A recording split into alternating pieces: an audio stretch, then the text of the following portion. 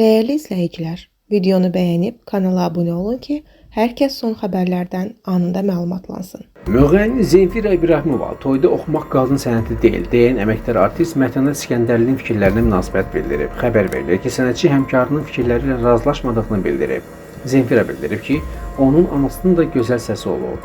Mən bu fikirlə razılaşmıram, tamamilə səhv düşüncədir. Əvvəllər xanım ifaçılara qadağalar var idi. Mən öz anamdan bəhrələnən sənətçiyəm. Zamanında mənim anam incəsənət universitetinə daxil olmuşdu. Gözəl səsi var idi, amma qardaşları icazə vermədiyi üçün oxuya bilməmişdi. O zəmanəyə görə qadının ifa etməsi qəbul edilməz idi. Mətanət xanımın özünü gözümüzü açıb səhnədə görmüşük. Qadınlar bu işi bəzi kişi müğənnilərdən daha yaxşı edirlər.